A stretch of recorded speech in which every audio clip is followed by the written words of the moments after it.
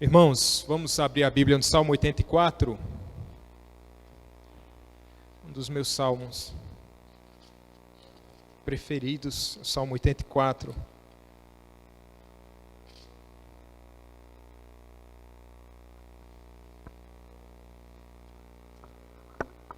Salmo bastante conhecido, talvez você já tenha meditado bastante nesse salmo, mas a palavra de Deus é renovada, né, quando nós nos aproximamos dela. Salmo 84, vamos ler esses 12 versos que compõem este salmo. Você que está na sua casa, pegue sua Bíblia, também vamos ler e meditar nesse texto. Diz assim a palavra de Deus: Quão amáveis são os teus tabernáculos, Senhor dos exércitos! A minha alma suspira e desfalece pelos átrios do Senhor. O meu coração e a minha carne exultam pelo Deus vivo. O pardal encontrou casa, e a andorinha ninho para si, onde acolhe os seus filhotes. Eu, os teus altares, Senhor dos exércitos, Rei meu e Deus meu. Bem-aventurados que habitam em tua casa, louvam-te perpetuamente. Bem-aventurado o homem cuja força está em ti, em cujo coração se encontram os caminhos aplanados, o qual, passando pelo vale árido, faz dele um manancial, de bênçãos o cobre a primeira chuva. Eles vão indo de força em força, e cada um deles aparece diante de Deus em Sião. Senhor Deus dos exércitos, escuta minha oração. Presta ouvidos, ó Deus de Jacó.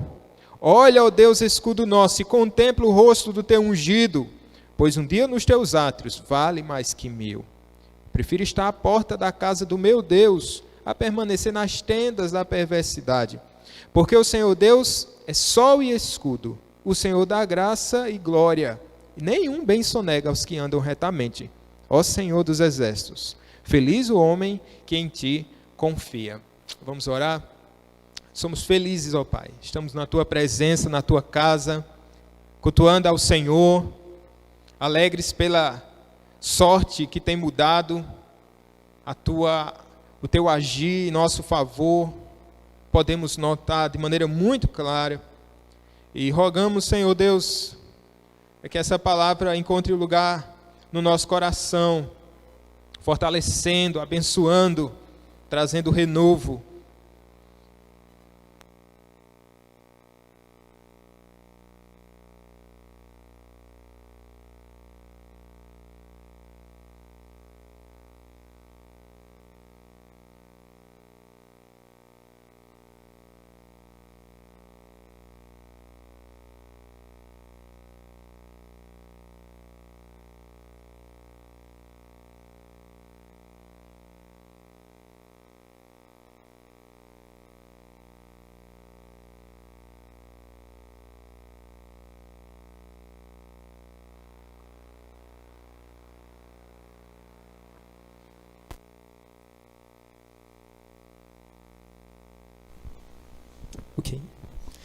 Ok. Salmo 84, nós acabamos de ler este salmo e oramos ao Senhor. Vamos meditar nele. Deixa-me começar falando sobre um homem, um pastor chamado Martyn Lloyd-Jones. Vez por outra eu falo sobre ele aqui. Ele foi um dos teólogos mais proeminentes do século XX e ele exerceu um ministério muito abençoado lá em Londres, pastoreando a Catedral de Westminster. Mais de 40 anos esse homem de Deus passou ali à frente dessa igreja. Desde a década de 30, final da década de 30 ao final da década de 70. E nesse ínterim, durante esse período do seu pastoreio lá em Londres, o mundo passou por uma grande guerra, a Segunda Guerra Mundial. E foi muito marcante para Lloyd-Jones a sua experiência pessoal e a sua experiência enquanto pastor, uma vez que ele tinha que conviver nesse período, acalmando os corações dos irmãos por causa da empreitada dos alemães, dos bombardeios de Hitler e da sua turma durante aquele tempo. A Catedral de Westminster, ela estava no epicentro daqueles ataques.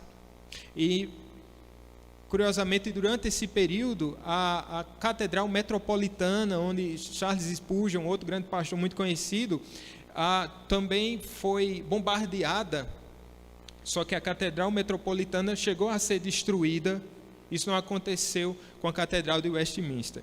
Então, em meio às pregações e ao conforto que Martin Lloyd-Jones tentava dar, esse encorajamento, ele percebeu que muitos cristãos deixavam de vir à igreja porque estavam com medo, realmente, do que estava acontecendo, naqueles bombardeios dos alemães. Mas ele pregava àqueles irmãos, dizendo assim: olha, mesmo que as bombas dos alemães não caiam sobre as vossas cabeças, vocês devem estar prontos, preparados para se encontrarem com Deus. E essa era a tônica da pregação de Martin Lloyd-Jones naquela época. Algumas coisas interessantes aconteceram como experiências, e que a gente sabe. Certo dia ele estava orando no culto dominical, e uma bomba alemã veio ao encontro de Londres naquela manhã, de modo que o barulho tão forte, todos conseguiram perceber e ouvir aquele barulho. Ele mesmo não conseguia ouvir a sua própria oração.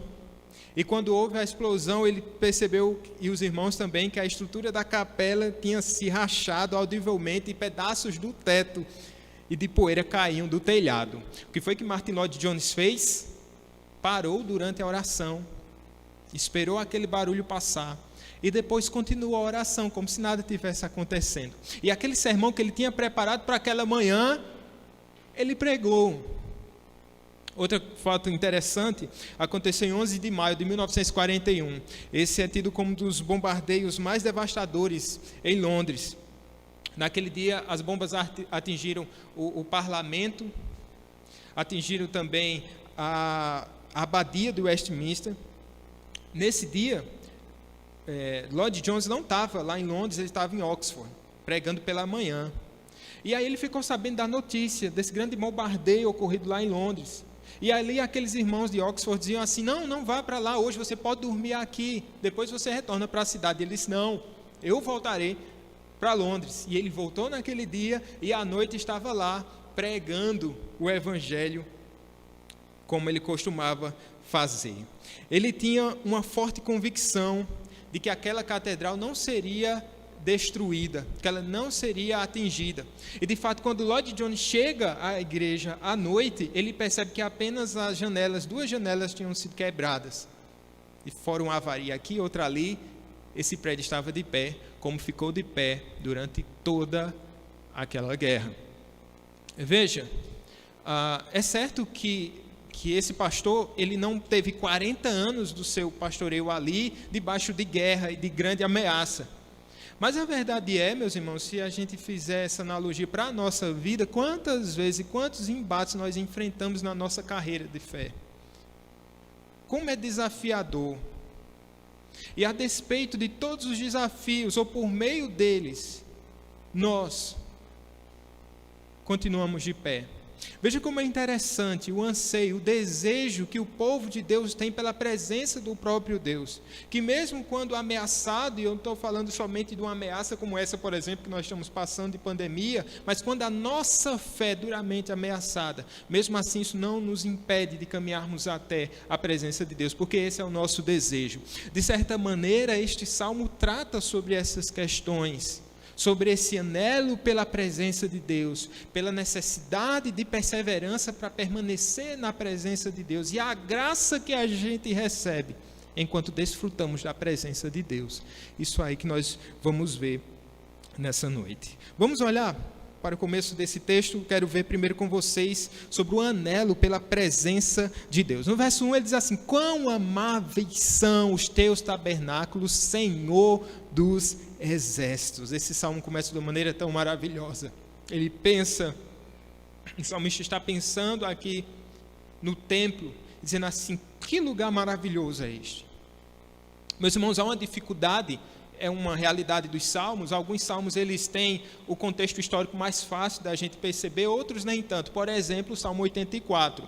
Tem gente assim, bem conhecida, como Calvino, o próprio Spurgeon, eles pensam que eles atribuem esse salmo a Davi durante a perseguição do seu filho Absalão, e foi um período em que Davi estava impossibilitado de ir até o templo. Outros preferem observar, não dando a esse salmo um personagem de destaque, mas assim como tem no título, provavelmente da sua Bíblia, diz assim: um mestre de canto segundo a melodia os lagares, salmo dos filhos de Corá. E os filhos de Corá, eles pertenciam eles tinham recebido a atribuição da parte de Deus para cuidar das questões referentes aos sacrifícios, ao templo, não como sacerdotes. Tanto é que você vai perceber que eles ficam à porta do templo, como se fosse uma espécie de diáconos, mas eles tinham outras atribuições também. O fato é que, mesmo não sabendo com certeza absoluta quem é o autor desse salmo, isso não nos impede da gente entender de maneira clara. O que há de preciso aqui para a gente, o que é? Que este homem, ou este salmista, ou estes salmistas, estavam passando por um período difícil, no qual eles estavam afastados da presença de Deus, ou seja, estavam sendo impedidos de ir até Jerusalém, onde ficava o templo. A gente viu aqui, falando sobre Sião, não foi? Salmo 48, a cidade de Sião, e lá em Sião tinha um templo, então era o centro da religião judaica. Alguns entendem este salmo, eles colocam essa observação dos salmos como um desenvolvimento assim teológico da história da salvação. Por exemplo, tem um pastor que entende essa porção do salmo, que é dividida em 5 partes, como essa terceira parte que começa no Salmo 73 e vai até o Salmo 89, ele entende este como um período de devastação. Faz sentido quando a gente olha para o Salmo 84, porque a gente percebe, pode estar nas entrelinhas aí, que o motivo que estava sendo impedindo estes salmistas, esses homens de Deus, de irem até o templo, fosse um período onde o povo de Deus estivesse sendo ameaçado pelos povos inimigos. Isso aconteceu muitas vezes, não é? Dentro da história do povo de Israel. Então, o que é que significava deixar de ir ao templo naquela época? Era algo muito sério. Eu já falei para vocês, a centralidade do culto estava em Jerusalém, como o próprio Deus assim estabeleceu no Antigo Testamento, mas não como uma regra perene, uma instituição que deveria ser até o fim do mundo. Não, a gente percebe que havia ali o templo construído, não é? Havia o tabernáculo, depois houve a construção do templo, todos os povos ao redor de Jerusalém iam cultuar, ou iam oferecer os seus sacrifícios ali por meio dos sacerdotes, iam ali para Jerusalém. Então, estar impedido de ir a Jerusalém tinha algo muito sério, porque era o lugar onde Deus escolhera para se revelar ao povo de Deus. Uma vez que eles não iam até o lugar de adoração, eles estavam como se afastados temporariamente, pelo menos, do melhor da presença de Deus, digamos assim, da revelação mais especial para a época. Então era algo muito sério, muito importante para a vida dele. Então o salmista aqui está com aquela saudade do templo. Quão amáveis são os teus tabernáculos, Senhor dos Exércitos. Talvez a saudade que bateu no seu coração nesses dias, a saudade que tem batido no coração de muitos crentes durante essa época, durante esse tempo, ou até antes mesmo desse período de pandemia. Quantos irmãos estão impedidos de irem à igreja porque estão cuidando de parentes enfermos, por causa de viagens, porque eles mesmos estão doentes, ou porque se mudaram e estão numa região onde não há uma igreja evangélica na qual eles possam visitar ou se tornar membros. Então são muitos os motivos, e a saudade do salmista é compartilhada aqui. E aqui ele vai dizer no verso 2, a minha alma suspira e desfalece pelos átrios do Senhor. Veja as expressões que remetem ao templo, né? Tantas vezes ele vai falar sobre átrios, sobre tabernáculo, sobre a casa, sobre morada. Então aqui a saudade dele é medonha, é grande, porque diz assim, a alma suspira e desfalece pelos átrios do Senhor. E aqui a expressão é como se ele estivesse assim, desfalecendo mesmo, desmaiando de saudade. Muitas vezes os salmistas vão usar essa mesma expressão dizendo que estão desfalecendo de quê? Por causa das lutas, das provações. São tantas que eles dizem assim, eu estou desfalecendo, Senhor, me ajuda. Mas aqui o salmista está dizendo, eu estou desfalecendo, Senhor, mas é porque eu estou com saudade da tua presença. É porque eu quero estar perto de ti. É porque eu lembro do povo de Deus peregrinando até Jerusalém. Aí ele diz assim: desfalece pelos átrios do Senhor. É importante a gente pensar nesse átrio, porque ele fala somente do átrio, por quê? Porque ele não era um sacerdote e não era lícito para ele entrar no pátio exterior. Tinha toda essa organização da construção do templo. Tinha o lugar, o Santo dos Santos, tinha o pátio exterior, o pátio interior. Então ele, como um não sacerdote, o máximo que ele poderia chegar ali é no local dele, nos átrios. Ou seja, isso aqui pode nos fazer pensar que o anelo pela presença de Deus não é só do pastor, não deve ser só do presbítero, não é só se eu for cantar, ministrar ou participar de alguma coisa na igreja, ou quando eu estou escalado para vir à igreja, para a minha escala da diaconia, ou etc. Não, é um anelo assim, quando eu estou escalado para cantar na igreja, não, é um anelo em todo o tempo. Eu quero, nem que seja para ficar lá na porta, eu quero. Não importa, eu quero ficar lá. Lembra da história do etíoco, o eunuco etíope, lá de Atos capítulo 8, né? Um homem que percorria mais de 300 quilômetros para ir para Jerusalém. Quando chegava lá, ele não entrava, ele ficava na porta, no lugar separado para os gentios. Mas ele percorria 300 quilômetros para estar na presença de Deus, mesmo de longe. Então ele está dizendo assim, mesmo de longe, eu prefiro estar. Eu desejo estar na tua presença. Quantas vezes, né? Vamos a estádio de futebol, não agora, né? Só saudades. Um show, em algum lugar que a gente está pertinho, mas a gente arruma um ingresso bem longe. Às vezes a gente vê aquela pessoa que você queria, aquele grupo, aquele artista, aquele jogador bem de longe, parecendo uma formiguinha, mas você diz, eu estou aqui, eu faço parte dessa história. Aqui está dizendo, eu desejo estar na presença de Deus. Não importa quão longe, eu quero estar perto. Mas sabemos, irmãos, que independente da posição dos dons, para que o Senhor te chamou, todos nós estamos perto da presença de Deus. Que lindo! Por meio do Senhor Jesus Cristo. Coisa maravilhosa. Aqui a gente pode pensar nessa própria estrutura, Martin Lloyd Jones está dizendo, uma área lá que foi destruída, área política, um prédio lá de Londres, e a gente pode pensar que tinha um caminho interessante, não é? Dentro da própria estrutura desse prédio. A gente tem um palácio de Buckingham, eu esqueci agora, mas enfim. Tem uma estrutura onde havia um caminho direto à presença do rei. Lobby. Lembra da expressão lobista dentro da política? Que lobista é alguém que tem favores especiais e que força a barra, não é? Se a gente pegar isso fora desse contexto político, é alguém que tem acesso direto à presença do rei.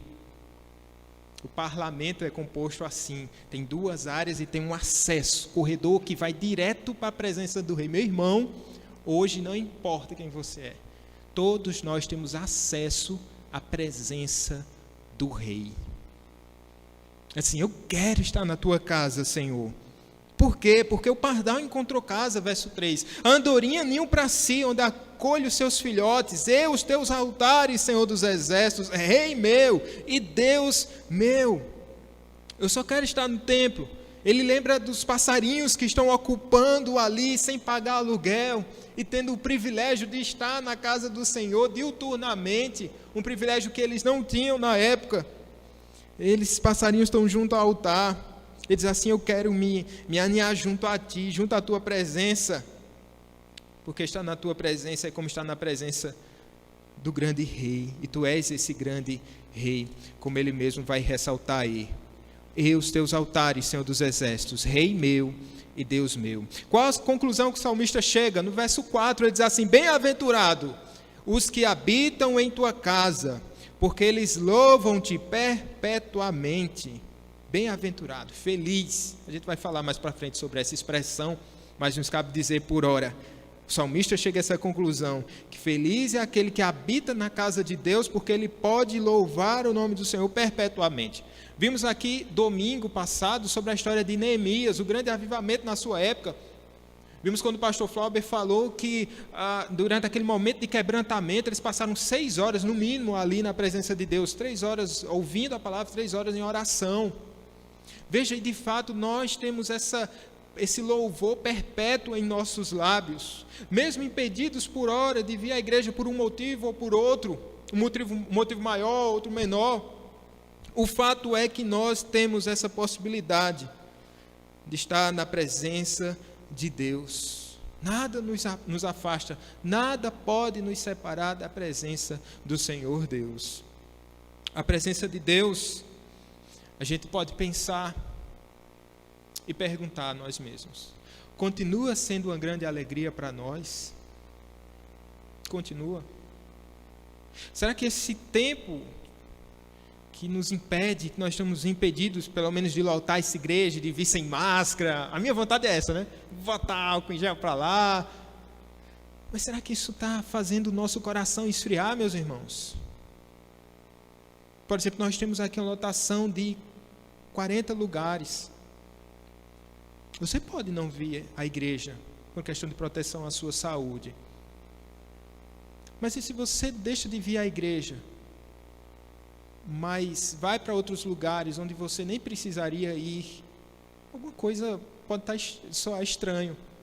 É claro, irmãos, não estou forçando a barra aqui, mas algo que a gente precisa sondar o nosso próprio coração. Será que é uma escolha seletiva? Para alguns lugares eu posso ir, ou para outros não posso ir? Então é necessário que a gente julgue o nosso próprio coração, porque a gente pode estar entrando num esfriamento. Alguns mais otimistas dizem que isso pode ser um tempo de avivamento. Eu creio e oro por isso, mas tenhamos cuidado para que isso não seja um tempo de esfriamento na fé. Nosso coração precisa estar aquecido, buscar a presença de Deus. Aqui no templo é importante também. Graças a Deus você orou para a igreja abrir, amém. Mas cadê tu? Venha. Olha o que o salmista diz, no mesmo espírito, no Salmo 42. Como suspira a corça pelas correntes das águas, assim por ti, ó Deus, suspira a minha alma. A minha alma tem sede de Deus, o Deus vivo. Quando irei e me verei na presença de Deus?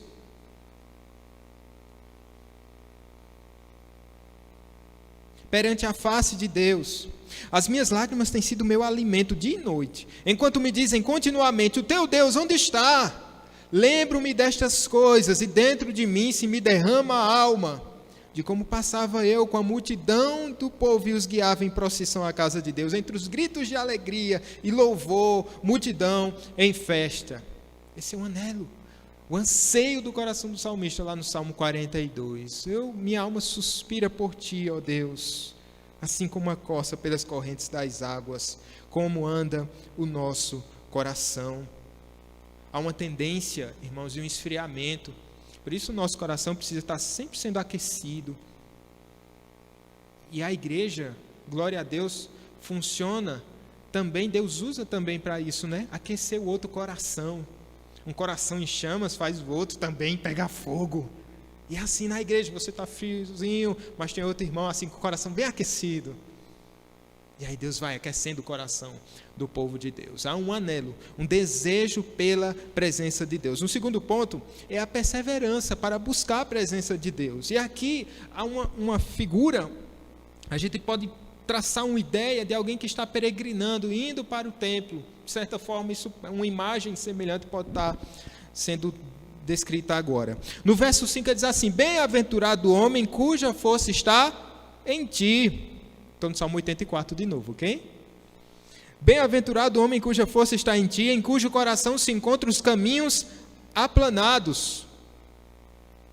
Essa expressão aqui, cujo coração se encontram os caminhos aplanados. Em algumas traduções, e a gente pode perceber que a ideia aqui é de alguém que é peregrino de coração. Alguém que não somente caminha com seus pés para a casa de Deus, mas alguém que permanece com o seu coração diante da presença do Senhor. esse alguém, esse homem bem-aventurado, perceba que ele caminha na força do Senhor. Ele diz assim: feliz é o homem cuja força está em ti, no Senhor. E a força que nós precisamos para continuar na presença de Deus, e aqui nós não podemos pensar somente nesse culto, nesse ajuntamento solene, público, mas na nossa vida como um todo, porque nós bem sabemos que a ideia de culto, ela tem esse desdobrar no culto solene, mas ele tem uma verdade mais profunda, que é a vida como um culto diante da presença de Deus. E é preciso andar, mas como? Na força do Senhor. A gente é muito inocente, porque a gente fica pensando: olha, se tudo der certo, eu vou para a igreja. Se tudo der certo, eu vou fazer a devocional com os meninos lá em casa, ou com a esposa. Se tudo der certo, eu vou fazer o meu momento de oração. Nem sempre as coisas dão certo, não é verdade? É um dia ruim, é um dia ocupado, e às vezes a gente fica como se fosse aquela turma e diz assim: se alguma coisa der errado mesmo, para eu poder ter uma justificativa diante de Deus. Sabe, é que nem aluno ruim, que ele estava pensando nisso, conversando essa semana com o irmão da igreja, e aí que nem aquele aluno ruim que ele fica pensando assim: eita, será que algum professor ficou doente? Se o professor ficou doente para não ter aula, você não pensa isso não, né, João? Por favor. E aqui na igreja é muito ruim, né? Você pode pensar: se o pastor ficar doente, tem 2. E se tiver, tem mais, gente, tá bom? Tem Itiel, presbítero Edivan. E se tiver mais doente, vem André. Mas sabe, pessoal, o fato é que o clima raramente vai estar favorável para você buscar a Deus. E Raquel sabe, às vezes lá em casa é assim: eu tenho que chegar e do nada eu disse: eita, eu tenho que estudar, eu tenho que fazer isso, eu fazer aquilo. Eu chego na sala, surpreendo todo mundo com violão e com as bíblias, recolho os celulares, desligo a TV, eu deixo a atividade para depois, ou a leitura de livro para depois, assim: é agora, vamos. Tem que ser assim, porque o clima não vai estar favorável. E é um grande desafio, mas é na força que o Senhor te dá, meu irmão. O caminho é desafiador. Olha o que diz o verso 6. Esse peregrino, o qual passando pelo vale árido, faz dele um manancial, de bênçãos o cobre a primeira chuva. Vale árido, algumas traduções dizem vale de Baca, que remete a lágrimas. Alguns dizem que era uma planta comum da época, que criava aquela, eu vou usar uma expressão comum, aquela aguinha.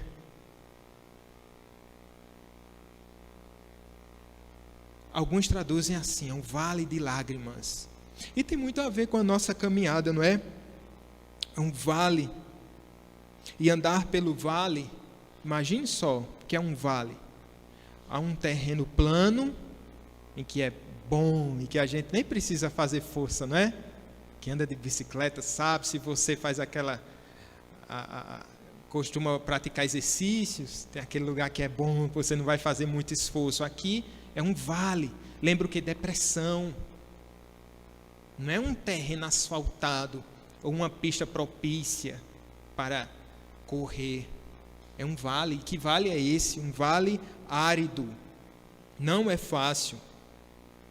E a gente pode pensar: seguir ao Senhor quando tudo está indo bem é uma coisa, mas seguir a Cristo quando as circunstâncias são desfavoráveis é um desafio maior. E geralmente as circunstâncias são desfavoráveis. É complicado. O qual passando pelo vale árido. Nem tudo é bonança. Eu me lembro uma das viagens que eu fiz com Raquel. A gente saiu, acho que foi de João Pessoa, não lembro, de Recife, foi para o Sudeste. E aí eu vou na janelinha, eu gosto da janelinha, né? Fico olhando lá e tava aquele céu de brigadeiro, uma delícia. E olhando tudo, de dia, o dia amanhecendo, ótimo. No pouso, que experiência do piloto. A gente mal sentiu quando o pneu tocou a pista. Foi perfeito. Foi marcante aquele voo. Só que na volta, percebi algo estranho. Estava chovendo. Não é nada bom passar por turbulência. Eu vou contar, Raquel chorou. Eu quis chorar, Raquel, mas eu não podia, tá bom? Para lhe dar essa força. E quando o piloto pousou na pista, ai que dor na coluna. Parece que aquele piloto nunca tinha pousado um avião antes. Tô brincando, né, gente? Mas na vida é assim. Às vezes o céu está azulzinho e está tudo bem, obrigado. E o pouso é excelente. Às vezes não. O tempo fecha. Mesmo assim, precisamos seguir firmes na força do Senhor.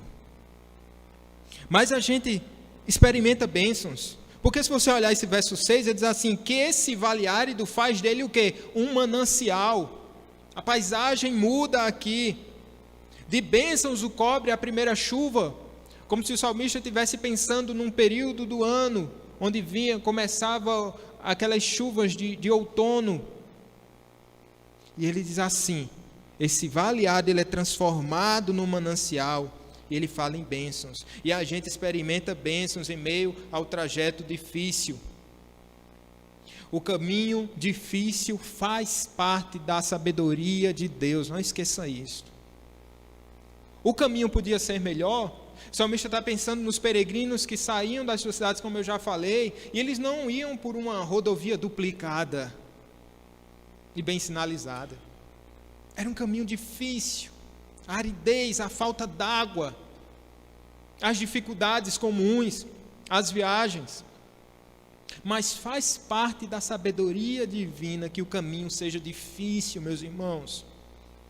Porque é no caminho difícil, pelas dificuldades da vida, do peregrinar com o Senhor, pelos sofrimentos, muitas vezes, que Deus vai fazendo com que a gente experimente sofrimentos, de certa forma, semelhantes ao sofrimento de Cristo que peregrinou por essa terra, que andou pelos vales áridos, culminando na cruz do Calvário. Faz parte da sabedoria divina, para a gente se assemelhar a Cristo. Mas ele diz no verso 7, eles vão indo de força em força. Lembra, ele está falando de força, não numa força dele mesmo. E agora ele não está falando mais em primeira pessoa, mas ele está começando a pensar também aqui no povo de Deus como um todo. Vão indo de força em força. Pensar nas dificuldades, nos desafios do povo de Deus como um todo, faz bem para a gente? Faz. Sabe por quê? Porque isso minimiza muitas vezes o nosso próprio sofrimento. Às vezes nós pensamos que somos aqueles que mais sofrem no mundo. Aqueles que estão passando por maiores tribulações. E só você enfrenta dificuldades para seguir a Cristo. Não. Todo aquele que se chama pelo nome do Senhor, todo aquele que serve a Deus, passa por suas dificuldades para seguir ao Mestre. Pela porta estreita, pelo caminho turbulento. Ele diz assim, vão indo de força em força e cada um deles aparece diante de Deus em Sião. Aquele que persevera chegará, não se perderá pelo caminho. Aqui é como se ele visse o final dessa trajetória, como se ele estivesse olhando, será que eles vão chegar? Tanta dificuldade, tantas lutas, é um tempo difícil para o povo de Israel. Eles chegam. É como se o salmista estivesse dizendo, como um pastor contando as ovelhas. Cada um deles aparece diante de Deus, em Sião. Cada um aparece. Não há caminho fácil para nenhum crente, mas Deus nos sustenta. Tem uma irmã que nós conhecemos alguns anos atrás em outra igreja. Eu me lembro que essa irmã ela tinha sérios problemas de locomoção. Ela tinha problema nas duas pernas, fora outros problemas de saúde. Numa certa idade já na velhice. E ela morava a mais ou menos quase 2 quilômetros de distância da igreja.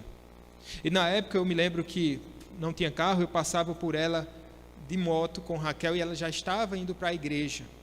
Não tinha quem a ajudasse. Ela, amparada por suas muletas, ela caminhava lentamente, quase tropeçando. E muitas vezes nós ouvimos relatos de que ela tinha caído pelo caminho. Quando podíamos ajudar, nós ajudávamos, mas nem sempre a gente podia ajudar. Mas ela não esperava ninguém bater à sua porta dizendo, vamos para a igreja.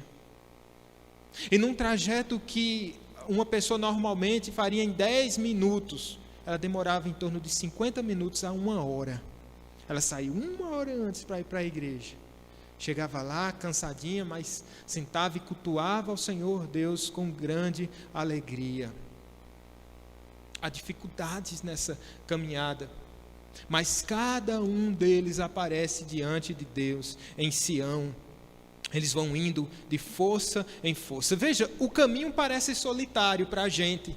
Em muitos momentos nós sentimos que a nossa caminhada, as nossas lutas são desfrutadas assim, compartilhadas só entre nós e o Senhor, não é? O salmista diz, cada um deles aparece diante de Deus em Sião. Nem sempre pelo mesmo caminho, mas eles aparecem diante de Deus em Sião. O caminho que eu traço para vir para a igreja não é o caminho, eu ia dizer André, mas é mais ou menos o mesmo, né André? Não é o caminho que Sara faz para vir à igreja, por exemplo. Mas cada um de nós aparecemos. Ninguém sabe como, só você e Deus. As lutas para chegar na presença de Deus. Eu me lembro muito de Dani, no último Natal, que foi tão difícil, né, Dani? E eu me lembro daquele culto natalino. As coisas que mais marcou naquele dia foi Dani e os meninos chegando para o culto. Eu disse, que vale árido. Mas eles chegaram e vieram pela força do Senhor. Cada um aparece. Eu não sei como você apareceu aqui nessa noite. Eu não sei como você em casa tem caminhado na presença de Deus. Cada um nas suas lutas, nas suas fraquezas, nas suas provações. Mas você chega diante de Deus em Sião. É obra de quem, meus irmãos? Do Todo-Poderoso. O Senhor dos Exércitos. É uma expressão que ele vai repetir várias vezes aqui. O Senhor dos Exércitos. O Senhor tem domínio nos céus. Mas que tem poder e exerce esse poder na terra. Que bênção. Que bênção. O anelo pela presença de Deus. Fica claro aqui, né? A perseverança para estar na presença de Deus é necessário também. E no último ponto, meus irmãos, eu gostaria de ver sobre a graça desfrutada na presença de Deus. Olha o verso 8. Senhor Deus dos exércitos, escuta minha oração, presta ouvidos, ó Deus de Jacó. E no verso 9, ele diz, olha, ó Deus, escudo nosso, e contempla o rosto do teu ungido. O desfrutar da graça de Deus é saber que você pode orar, e aqui é uma oração, um clamor ao Deus dos exércitos. O salmista sabe que pode ser ouvido por Deus. Muito provavelmente ele está pensando ou numa dificuldade particular, pessoal, ou então no próprio estado da nação de Israel. Por isso ele clama ao Senhor, muda a nossa sorte, ó Deus. Ele não somente sabe que pode orar, mas ele sabe como orar. Nós precisamos aprender a orar. Olha como o salmista nos ensina a orar. Qual o conteúdo dessa oração, gente? Ele diz assim, tu és o Deus dos exércitos, tudo o Senhor pode. Tu és o Deus de Jacó, o Deus dos fracos, do teu povinho que o Senhor escolheu. Muito se fala sobre minorias, né? Privilégios de minorias, etc, etc. Mas que é uma minoria menor, quer dizer, minoria maior, não sei como dizer isso, né? Mas que é uma minoria menor do que ou maior do que o povo de Deus, um vermezinho de Jacó. Um povo sem nome, um povo sem identidade muitas vezes, sem prestígio durante a maior parte da história, mas foi o povo a quem o Senhor Deus olhou, a quem Deus escolheu, a quem Deus preservou. Aqui está esse povo. Olha para nós, ó Deus de Jacó, tu és o nosso escudo, o nosso amparo, os dardos inflamados do maligno, eles não vêm direto, não nos acerta, porque tu és o nosso escudo, ó Deus. Tu és o nosso escudo. Aí ele diz algo interessante: contempla, olha para o rosto do teu ungido. Se foi Davi, Davi está pedindo a Deus para que ele olhe não para o Davi somente, como filho de Jessé, mas como ungido do Senhor. Se for os filhos de Coré, da mesma forma, eles estão pensando naquele que representa a nação, e sobre quem o Senhor tinha dado a representatividade da aliança. Que aliança é essa? A aliança davídica. Por meio de Davi, o povo de Israel ia ser preservado, as bênçãos iriam recair sobre o povo. Por causa da aliança de Deus com Davi, o povo não seria destruído, esmagado pelos inimigos, nem pelo próprio Deus. Por isso ele está sabendo orar. Ele diz assim: não, olha para mim, Senhor. Se o Senhor olhar para mim, eu serei fulminado. Olha para o teu ungido, ó Deus, e lembra da tua aliança, Senhor. Tu és um Deus fiel, ó Deus. Por isso o Senhor não nos entrega a nossa própria sorte. Por isso a igreja não é destruída, não pelo bombardeio alemão, mas pelo bombardeio do príncipe das trevas, por esse mundo perverso, cujo príncipe vocês sabem muito bem quem é. Tu és o nosso escudo, Senhor, olha para o teu ungido. A mesma forma, agora olhando de maneira progressiva, né? Jesus nos ensina a orar. Ele diz assim: ore em meu nome. Não é isso que ele diz? Ore em nome do Rei da Glória. E assim vocês serão atendidos por Deus. Assim vocês serão ouvidos pelo Senhor. Então, todas as vezes que eu entro na presença de Deus, eu não entro de maneira autônoma, ou como uma religião secular, onde você mesmo é o seu próprio sumo sacerdote, é o seu próprio mediador. Não, não, não. Nós nos achegamos à presença de Deus por meio de Jesus Cristo. Essa é a aliança que Deus fez conosco. Essa é a aliança. Mas sabe uma coisa? Aquele que encontrou o favor do Senhor, ele não deseja trocar isso por mais nada. Não é mesmo? Você tinha lá a sua vida, seus próprios prazeres, sua própria agenda, mas desde que Cristo te encontrou, agora o nosso prazer é transformado, que o nosso coração é transformado. Por isso ele diz no verso 10: pois um dia nos teus átrios vale mais que 1000. Eu prefiro estar à porta da casa do meu Deus a permanecer nas tendas da perversidade. Ele usa uma figura aqui comum nos Salmos, duas imagens que representam a mesma coisa. Um dia vale mais do que 1000. Na verdade, são duas ideias que se opõem, perdão. Eu prefiro estar à porta da casa do meu Deus a permanecer nas tendas da perversidade. É bom demais o lugar onde eu estou, para onde Deus me chamou, na presença dEle. É melhor do que uma vida inteira desfrutando dos prazeres do mundo, do pecado, ou na tenda da perversidade. É melhor um dia. É melhor, irmãos? É melhor? Ou você fica pensando no tempo em que você habitava nas tendas da perversidade, onde tudo era muito fácil, tempo de muitos amores e desamores e de prazeres e de tanta liberdade? É melhor? Não. O salmista está dizendo: um dia na tua presença vale mais do que 1000 em qualquer outro lugar. Eu prefiro permanecer na tua presença, ó Deus. É loucura pensar em sair da igreja. É loucura.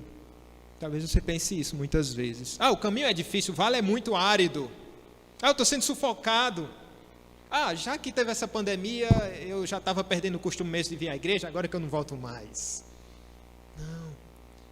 É loucura pensar em voltar para as tendas da perversidade. Porque o nosso prazer deve ser estar na presença do Senhor. A gente também não pode deixar que o mundanismo Tome conta do nosso coração. Às vezes a gente não vai para a tenda da perversidade, literalmente, mas o coração já está lá. Aí você está aqui, mas o seu coração está lá. Você está na presença de Deus como membro da igreja, mas o seu coração já está longe há muito tempo. Não. Eu vou garantir o meu lugar no céu, então vou vir para a igreja. Eu vou participar das lives da igreja, enfim. É loucura pensar em sair da igreja. Na verdade, eu quero dizer, é loucura pensar em se afastar da presença do Senhor Deus. Repense isso.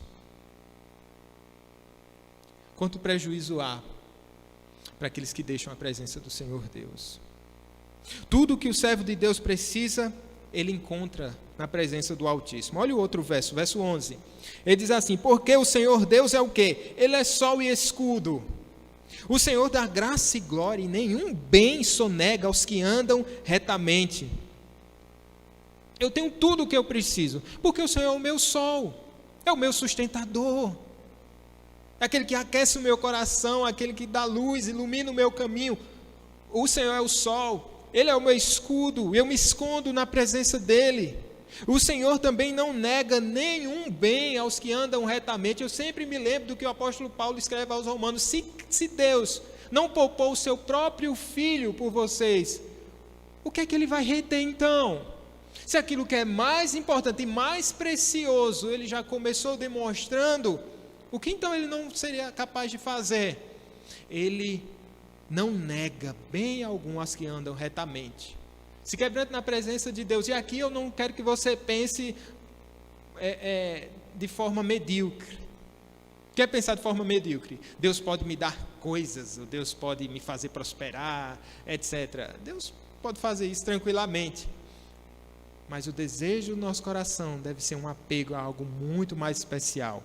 Não ao que Deus pode me dar, e se Ele não der, mas ao próprio Deus.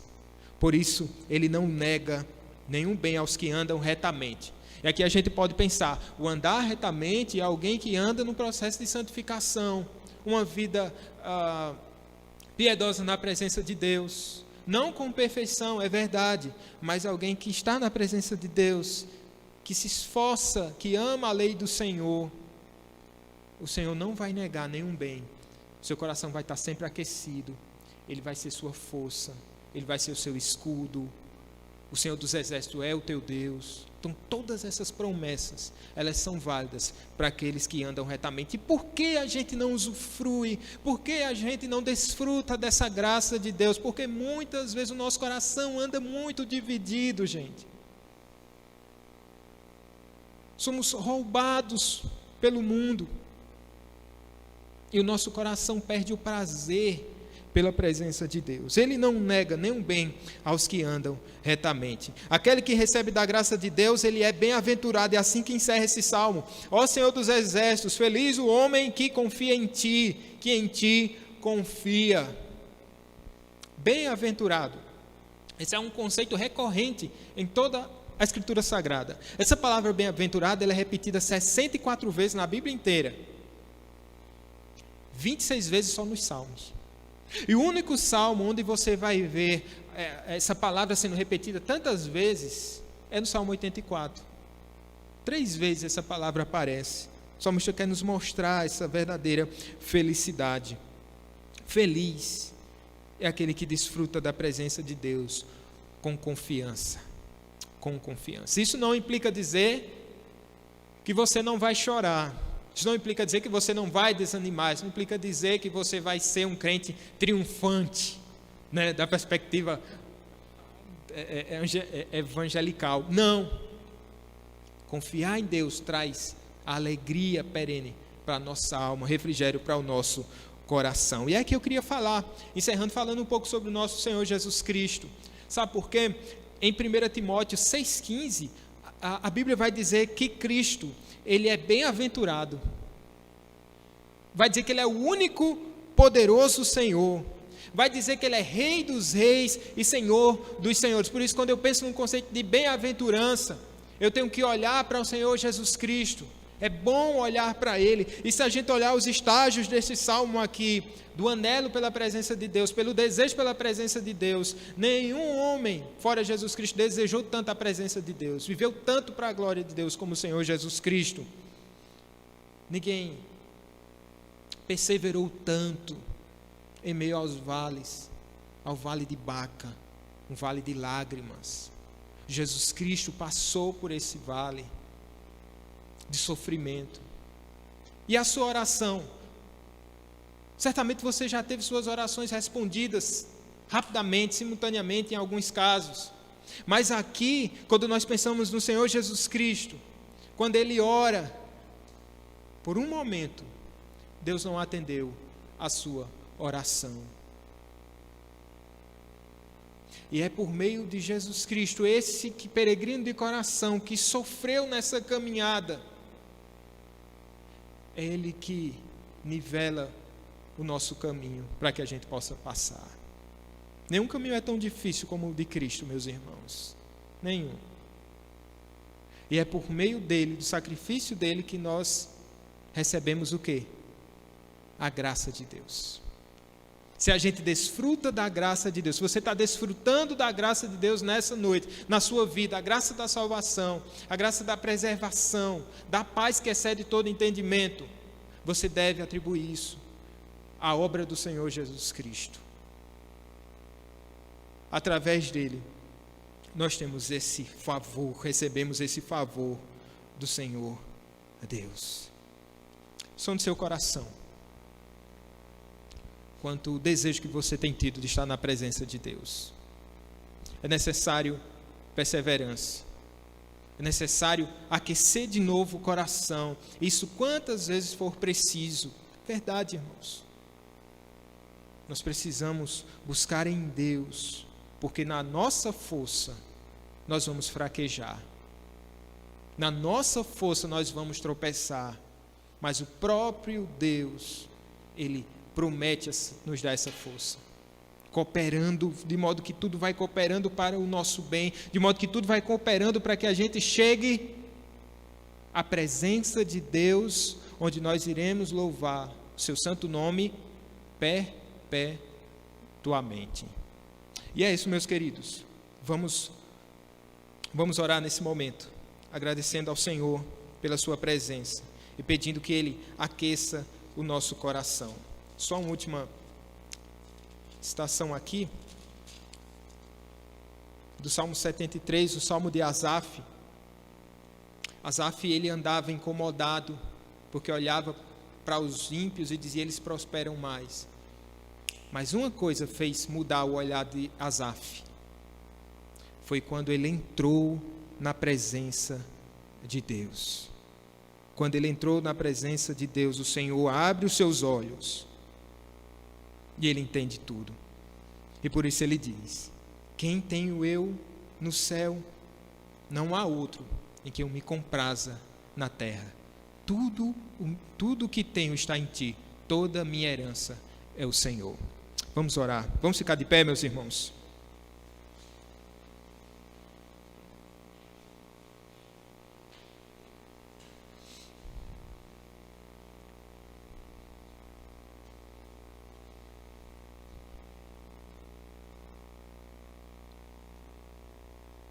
Não sei como anda seu coração. Você que está na sua casa também, nessa noite, talvez desanimado, talvez perdeu o entusiasmo, se perdeu no caminho até Sião, talvez buscando a Deus ainda, mas tropeçando tantas vezes, ou pensando em desistir dessa caminhada. Olhe para a obra de Cristo. O Senhor é poderoso para te guardar. O Senhor é poderoso para fazer com que você apareça diante dele em Sião. Essa é a promessa e a obra bendita do nosso Salvador. Glória ao teu nome, Senhor. Teus tabernáculos são tão amáveis, quão amáveis são, Senhor. Nosso Cristo, como Ele é belo. Olhamos para Jesus nessa noite. Aquele que tabernaculou entre nós, vimos a sua glória, como somos satisfeitos em Cristo, nosso Senhor. E seguimos os seus passos, ó Deus. Nas suas lágrimas, Senhor, nós fomos consolados.